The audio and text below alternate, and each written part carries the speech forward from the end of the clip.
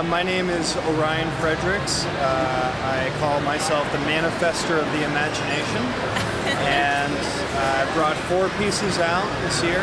Behind me is Fata Morgana, and outside the other hall is the twins, 2 stainless steel fire sculptures, kind of insect-looking things, and spring water, which is hourglass water and fire vortex that sits in between those 2.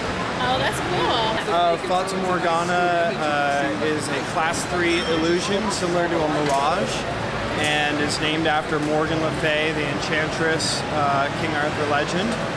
And there's an illusion, a mirage created on about 4 to 5 feet out from the exterior projection lenses on this piece that create this kind of image of light that surrounds the piece.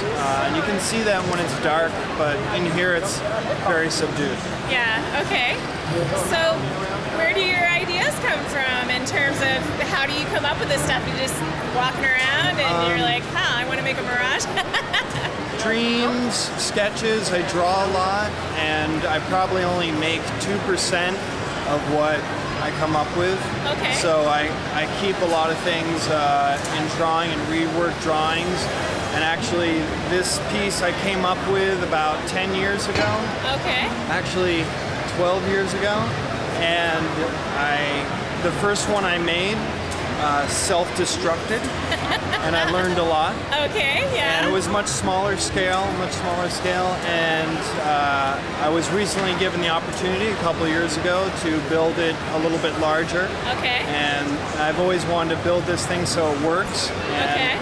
So I built it. And actually, the center of this piece, I made its own piece, which is the one outside. So okay.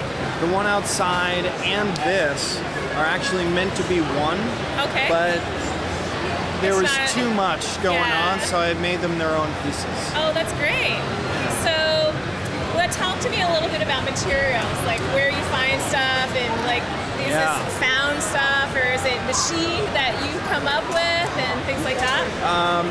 There's only a couple parts on there that are found. Okay. Only a couple that are bought, and the rest is handmade. And it's all mild steel, stainless steel, bronze, and a lot of electronics, and runs off of a wheelchair, 24-volt wheelchair motor. Oh, that's interesting. So it can be bicycle pedal powered, this piece, which is the original intention for the piece. That's great. And then a lot of bearings and wheels. And So how did you get into making this kind of kinetic moving art technology? Which is the hardest piece for you? Like, is the technology piece? Is the actual building? The building is not the hard part. I would say sometimes the technology, I think really it's about scheduling. Okay. I think it's about scheduling and the efficiency of the design versus your time schedule and your budget. And that's really the hardest part. Everything else will fall into place. Yeah. And so how did you get into this kind of stuff? Did you go to school for this? Or? I went to school to be a potter, actually. Okay, well there's still rotation in there. And it's true. And after being inspired by clay, I had the opportunity to study metal and glass. And those 2 materials that could support their own weight enabled me to work a lot larger and more life scale. So I kind of followed up with metal and glass, and I've become addicted to those materials. And I've used those materials to exercise the other materials that are what I'm interested in, which is light, fire, water, these elemental materials. Oh, that's beautiful. So do you just keep getting bigger as long as you have many? Talk a little bit about financing, because that's always kind of a little interesting. Like, how do you get the money to build your gigantic? I only get the money if someone wants it. Okay. So there's a lot of asking, there's a lot of proposals, there's a lot of planning and drawing, and a lot of rejection. But there is a a small percentage in which people are like, yeah, we do like that, we would like you to build it, and then I build it.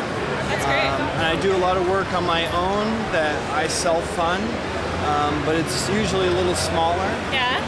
I'm building a piece right now that's the largest thing I've ever built, and I got funding for a show in LA to build that. And so that's really consuming a lot of my time right now. That's great. So is this your day job? Yes. Wow, congratulations. A lot of people are like, dude. There's a lot of sacrifice involved, but it's worth it. Awesome. It's worth it.